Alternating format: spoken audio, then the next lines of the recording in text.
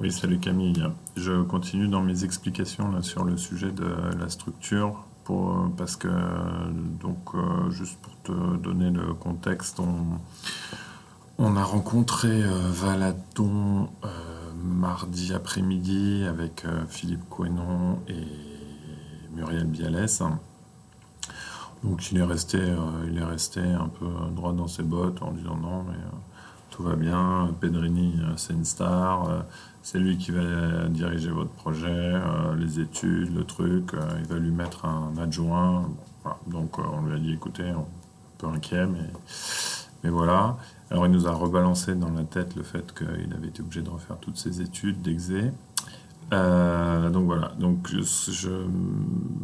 j'ai passé un petit peu de temps parce que du coup je pense qu'un des objectifs là qu'on doit avoir d'ici la fin du mois d'août, c'est d'essayer d'être au clair sur ce qu'on fait en structure, de lui donner les instructions et d'essayer de voir avec Alain si on ne sait pas passer directement avec le BET, avec son BET d'exé pour pouvoir trouver des solutions et avancer là-dessus.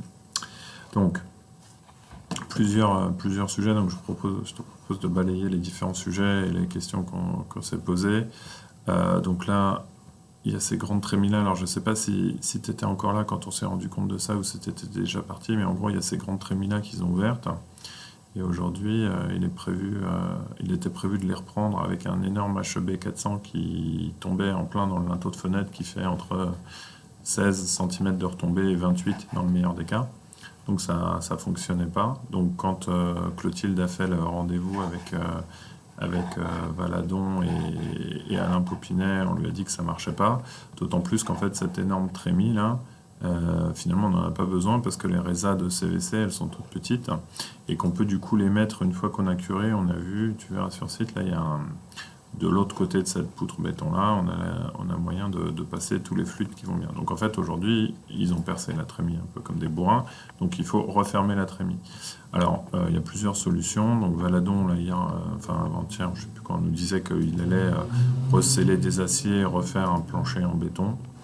Bon, il faudra que ce soit justifié, sinon il faut peut-être essayer de voir s'il n'y a pas une possibilité en mettant des profilés métalliques relativement rapprochés et pas trop épais, de terminer le plancher, de remettre un bout de bac ou quelque chose dessus, parce que là on a quand même la possibilité d'encaisser une petite retombée. Il faut avoir en synthèse en fonction du plafond. Bon, si on arrive, Alain Popinet va aussi proposer une solution en béton en recréant les nervures du plancher. C'est probablement celle qu'il faut essayer de privilégier. Donc ça, c'est un sujet. Ensuite, si on reste sur cette zone-là, parce qu'en fait, à tous les étages, elle est un peu différente. Donc, dans les étages inférieurs, finalement, on arrive... Merde, j'ai perdu mon truc. On arrive à se démerder... Du coup, je remonte dans la note.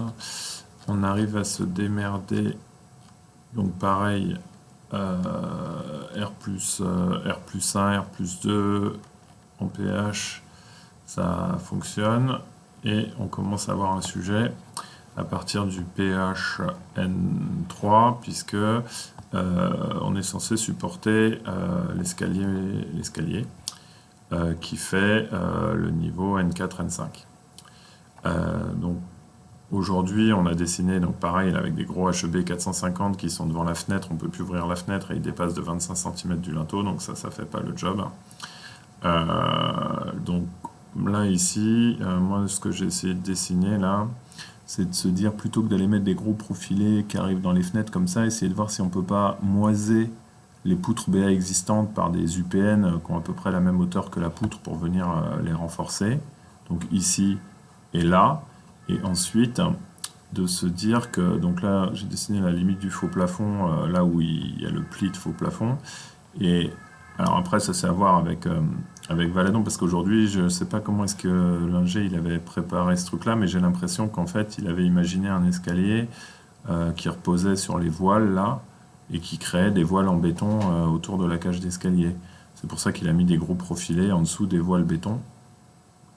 Je pense qu'on doit pouvoir faire quelque chose de plus simple, par exemple en faisant de la cloison légère en placo, coupe-feu 1 heure, de part et d'autre de cette trémie, sachant que là, dans le marché, c'est un escalier bois, dans lequel, du coup, tel qu'il est dessiné, un escalier comme ça qui tourne autour d'un fût, on peut imaginer que tout le poids de l'escalier sur le niveau repose au niveau du fût, et que donc, plutôt que d'aller mettre des profilés qui entourent la cage, on pourrait imaginer d'avoir juste un gros profilé en PHN3 dans cette partie de plafond qui est sous-baissé, qui reprend le fût de l'escalier, puis ensuite le fût de l'escalier qui porte l'escalier bois. Donc ça, j'en ai parlé à Valadon en lui disant que c'était lui qui faisait l'escalier, mais on n'a pas du tout discuté de cette solution-là. Donc là, c'est quelque chose qu'il faut un peu explorer, puis voir, du coup, pour passer les parois, coupe-feu en parois légères. Du coup, dans les étages supérieurs, si tout porte sur le fût, on pourrait, même à la rigueur, juste, parce que sachant que le plancher porte comme ça, on n'aurait quasiment finalement pas besoin de faire de renfort, puisque là, ça c'est une trémie, donc on peut laisser ouvert, on peut péter le plancher, laisser ouvert, et puis là ici, si on dit qu'on ne tient plus de mur, de mur et que c'est juste de la cloison légère, il y a peut-être juste ici une poutre à avoir pour tenir quand même le placo, quoi. Bon, à réfléchir, mais du coup peut-être beaucoup moins costaud que les HEB 450 qui étaient dessinés, puisque là tu vois qu'on a toujours le même souci. Voilà, puis dans l'étage du dessus, ça c'est les combles. Donc dans les combles c'est pareil, ils ont fait tout un chevêtre, alors qu'en fait, il faut regarder pour passer sans avoir besoin de faire tout ce bazar-là, parce qu'on doit être capable de les passer en carottant entre deux poutres. Ça, faut aller investiguer un peu là-dessus. Donc ça c'est un des sujets qu'on a. Donc là, il y a ça. Ensuite, dans les trucs un peu chiants, si j'avance. Donc là, ici, aujourd'hui, en fait, tu verras dans les plans que nous a diffusé Valadon, là, enfin Pedrini, ils n'ont pas vraiment, je pense, vraiment regardé comment est-ce que les choses portaient, sur quoi elles portaient. Donc aujourd'hui, on est sur un ourdi qui porte comme ça, là, dans ce sens-là. Là, il y a des poteaux, des poutres au niveau de la cage d'ascenseur, et surtout la question que je ne sais pas, c'est comment est-ce que ça porte au niveau de la